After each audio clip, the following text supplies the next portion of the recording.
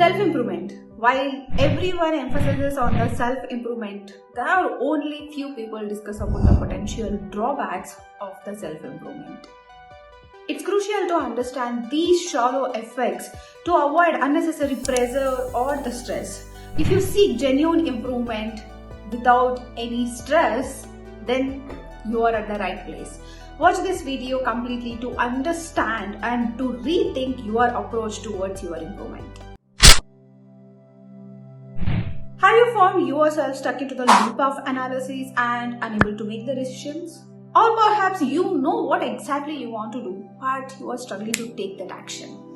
If you are doing this, then you are at the right place. You need to hear this. In our self-improvement journey, we often find ourselves consuming a lot of videos and reading self-help books. Don't get me wrong, those are valuable resources in fact, but sometimes we get so caught up in absorbing the information and analyzing it that we fall into the two traps, that is analysis paralysis and knowing and not doing trap. Analysis paralysis is like we spend so much time to gather the information, weighing down each options and considering the different outcomes so that we stuck in the loop and we don't take any action. We become so paralyzed to take that action. This not only increases the stress and the anxiety, but also we miss out the opportunities because we are too afraid to make a wrong choice. On the flip side, knowing and not doing trap happens when we have all the knowledge and the necessary skill to achieve our personal growth or to achieve a goal, but we struggle to put them into a practice. In our professional life, these traps can hold us back from advancing our career, and in business, you may miss out some opportunities and hinders your business growth. In personal life also, this affects your relationships and your health. The stress and the frustration that is coming from being unable to make the decisions or take the actions spill over into every aspect of your life. Toxic positivity and guilt. Being positive is really good. It's great. But being overly positive, it's not good. In fact, anything over is not good, right? We should make a balance. Sure, we should aim for the optimism, but that doesn't mean you should not feel your negative emotions or you should not feel low. We are humans after all. We gonna feel low if something bad happens, sometimes even for the little things. The key is to how to deal with those emotions. It's important to acknowledge those emotions and observe our feelings and the emotions. Don't push your feelings away. Don't make it as like you need to think positive even if you are in a negative situations. Don't do that. It's like planting a seed in a dark place and hoping it to grow very strong and healthy. Is it possible? It's not possible. Don't do that. Sometimes this whole self-improvement thing makes us feel guilty. It's like you have to hit the gym, you have to wake up early in the morning, do yoga, do the meditations, do the affirmations. There are many things. If you have that morning rituals, it's great. But if circumstances don't allow you to do those things and you don't have that morning rituals, that's also okay. Plan according to your situations, according to your life, what works for you and what not works for you. Decide that, observe that. Don't fall into these kind of expectations and don't make yourself feel guilty that you don't have that picture perfect life. Sometimes it actually increases our stress and also it impacts our self-esteem. Sometimes we get really caught up in trying to be perfect.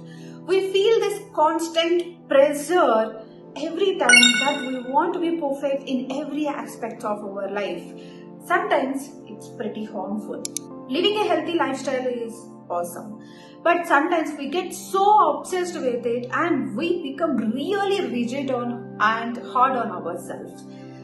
We want to be perfect in every area of our life, be it in your health, be it in the business, job or relationships.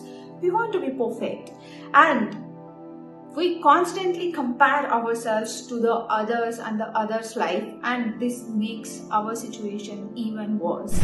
Sometimes self-improvement industry can make big promises. Not everybody, but someone. They make the false promises like you can achieve the success overnight or you can see the instant results. Never ever believe in them, because if you believe it, you can't see the immediate results and you feel disappointed and frustrated. Self-improvement is a lifelong journey. You have to understand yourself and you have to be mindful about your actions and the reactions, and it is like an everyday work on yourself. It's not any overnight journey. If you feel like there is a perfect version of yourself or ideal life and you are chasing that, then things get pretty intense. You may become obsessed with the things like exercise or eating or constantly comparing yourself with the others.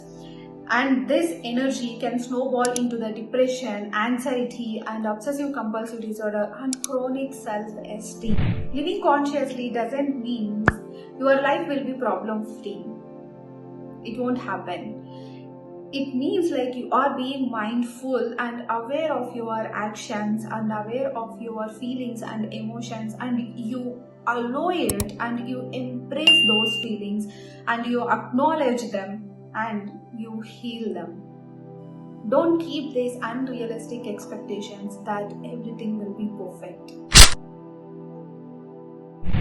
Sometimes the pressure to follow each and every piece of advice out there can become the major source of stress and anxiety.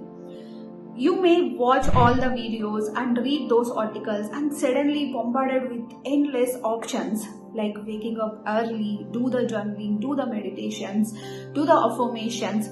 Those are all really good things, but that is not mandatory for everyone. Yet somehow we get this idea in our heads that if we are not doing this, we are not actually working on ourselves.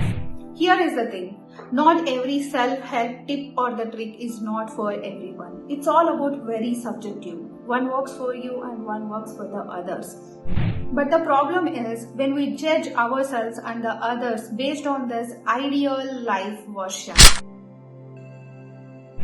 As you progress on your personal growth journey, you will likely to learn about managing your emotions and empathizing with others. However, there are moments, especially those emotions comes from your loved ones and during unexpected events, control isn't always possible.